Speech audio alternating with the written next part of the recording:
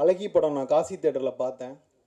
ஒரு பழைய காதலியை சாலையில் வந்து தார் போடுற ஒருத்தராக பார்க்குற நேரத்தில் அழுது கரைஞ்சு தேட்டரை விட்டு என் பைக்கை கூட எடுக்காமல் நடந்து வீட்டுக்கு வந்துட்டேன். அதுக்கு மேலே என்னால் படம் பார்க்க முடியல. அப்புறம் திருப்பி போய் அந்த படத்தை போய் பார்த்தேன். தமிழ் சினிமாவின் ஆகச்சிறந்த ஒரு படம்னா வந்து அது அழகி.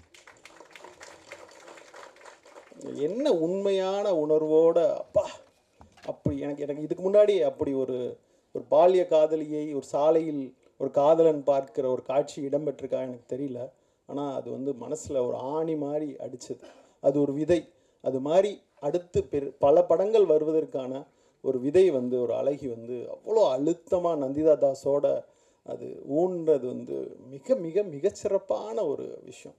அப்புறம் சொல்ல மறந்த கதை பிரமாதமான படம். ஆனால் எனக்கு பள்ளிக்கூடம் படத்தில் வந்து தங்கர்பச்சான் சார் நடிச்சிருப்பார்.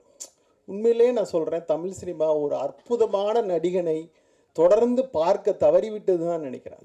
என்ன பிரமாதமான ஒரு பெர்ஃபார்மன்ஸ். எனக்கு அதை பார்த்து வியந்து, நீ நடிப்பு கொடுங்க, வாய்ப்பு கொடுங்கன்னு என்கிட்ட கேட்பார். ஆனால் ஒரு பலாப்பழத்தை எடுத்துகிட்டு வந்து அவர் பேசுகிற காட்சியெல்லாம் பார்க்குறப்ப ரொம்ப பிரமாதமாக இருக்கும். தவமாய் தவம் இருந்த படம் பார்த்தப்ப ராஜ்கிரண் சார் நடிப்புக்கு யாருமே தேட்டரில் கைதட்டல, அப்படியே கண்கலங்கி அழுதுட்டு போயிட்டாங்க. அடுத்த படம் சண்டைக்கோழி வருது. அவர் என்ட்ரி ஆனோடனே கைதட்டுறாங்களாம், நிமுக்குறாங்களாம். அப்போ ராஜ்கிரண் சார் லிங்குசாமி உட்காந்து பேசுகிறப்ப, சார் தவமாய் தவம் இந்த நடிச்சுக்கு தான் சார் இவங்களாம் கைதட்டுறாங்க அப்படின்னு அந்த வாழ்த்துக்கள் எப்படி இன்னொரு படத்துக்கு கைமாறும் அப்படின்னு சொல்லுவாங்க இல்லையா, அது மாதிரி தங்கர்பச்சான் சார் இவ்வளோ அற்புதமான படங்களுடைய வாழ்த்துக்கள் வந்து அவருடைய பையன் ஒரு படமாக நடிக்கிறப்ப அது மொத்தமாக கைமாறும்னு நான் நம்புகிறேன். எண்டு வசனம் ரொம்ப சிறப்பாக இருந்துச்சு. தீண்டாமை ஒரு பெருங்குற்றம்ட்டு.